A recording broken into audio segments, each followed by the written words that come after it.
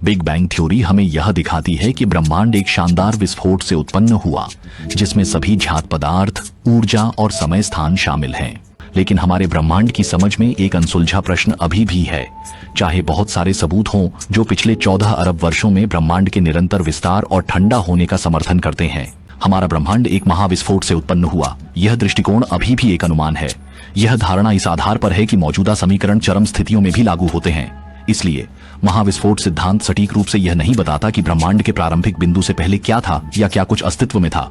यह जानने के लिए कि ब्रह्मांड की शुरुआत में कोई अन्य अस्तित्व था या नहीं, हमें पारंपरिक दूरबीनों से आगे बढ़कर भौतिकी, दर्शन और ब्रह्मांड विज्ञान को जोड़ने वाले अनुमानित लेकिन रोमांचक क्षेत्र में प्रवेश करने की जरूरत है।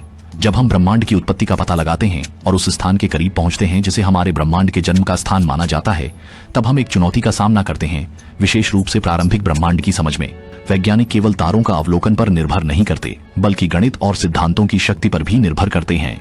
ये सिद्धांत बताते हैं कि हमारा ब्रह्मांड एक ऐसी महाविस्फोट से शुरू हुआ जो अंतिम नहीं था, और ये सभी अनुसंधान इसलिए विशेष रूप से महत्वपूर्ण बन जाते हैं क्योंकि हमने देखा है कि ब्रह्मांड के विस्तार की गति लगातार बढ़ रही है। विज्ञान जगत ने कई धारणाएं प्रस्तुत की हैं और वर्तमान में अधिकांश भौतिक विज्ञानी या ब्रह्मांड विज्ञानी इस विचार से सहमत हैं कि गुरुत्वाकर्षण 2 प्रकारों में व्यक्त हो सकता है। जिस गुरुत्वाकर्षण को हम जानते हैं वह आकर्षण के रूप में होता है। उदाहरण के लिए, वस्तुएं पृथ्वी की ओर आकर्षित होकर गिरती हैं। यह हमारी दैनिक अनुभव में सामान्य गुरुत्वाकर्षण है। हालांकि आइंस्टाइन के सिद्धांत ने बताया कि गुरुत्वाकर्षण भी प्रतिकर्षक हो सकता है जो वस्तुओं को दूर कर सकता है।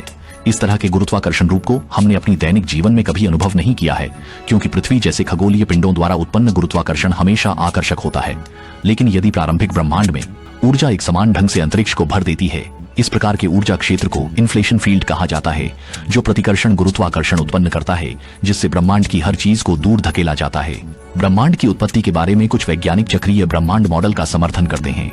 हमारा ब्रह्मांड शून्य से नहीं आया है। ये मॉडल दर्शाते हैं कि ब्रह्मांड कई चरणों में फैलता और संकुचित होता है, जिसमें बड़ा धमाका और बड़ा दबाव शामिल है। इस दृष्टिकोण के अनुसार हमारा वर्तमान फैलता हुआ ब्रह्मांड अंततः इसे एक प्रारंभिक बिंदु पर संकुचित करेगा और फिर एक अनंत चक्र में पुनः विस्फोट करेगा।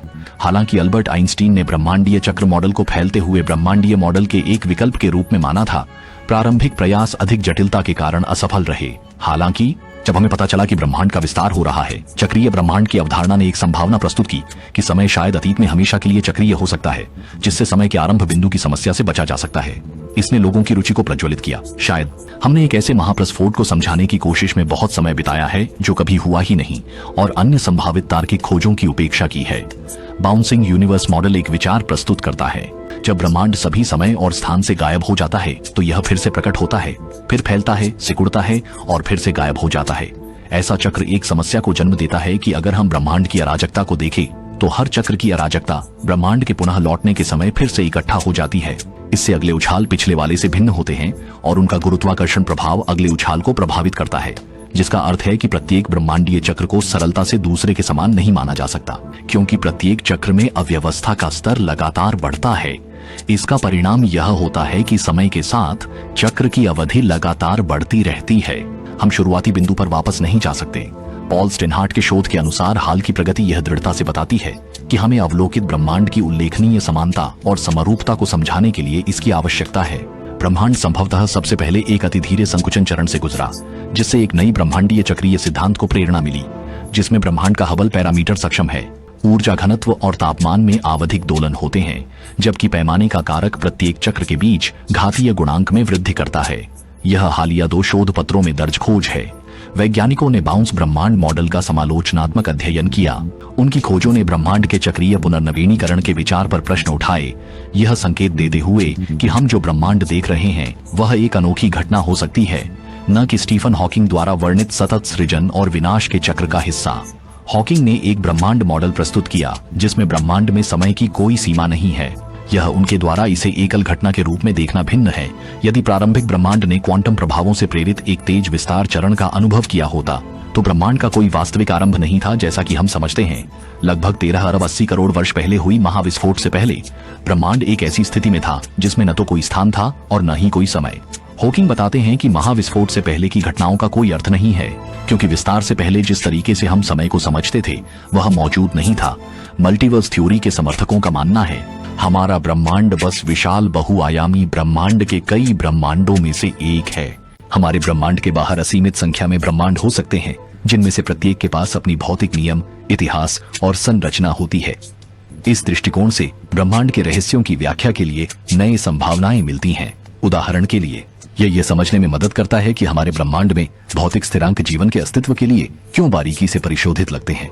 इसे दर्शाता है कि हमारा ब्रह्मांड केवल उन कई ब्रह्मांडों में से एक है जो जीवन के अस्तित्व के अनुकूल हैं। हाल ही के सैद्धांतिक अध्ययन ने ब्रह्मांड की निरंतर विकास की नई दृष्टिकोण को उजागर किया है।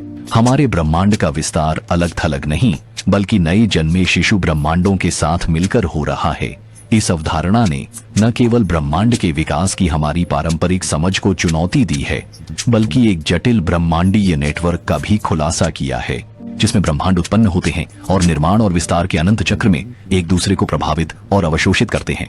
इन गहन सैद्धांतिक भौतिक अनुसंधानों से एक अधिक गतिशील और आपस में जुड़े ब्रह्मांड का संकेत मिलता है, जिससे पता चलता है कि हमारे अपने ब्रह्मांड की संरचना अन्य ब्रह्मांड क्षेत्रों की संरचनाओं से निकटता से जुड़ी हो सकती है। प्रत्येक क्षेत्र ने आज हम जिस समय स्थान के दृश्य का अवलोकन करते हैं, उसमें एक अनूठा योगदान दिया है।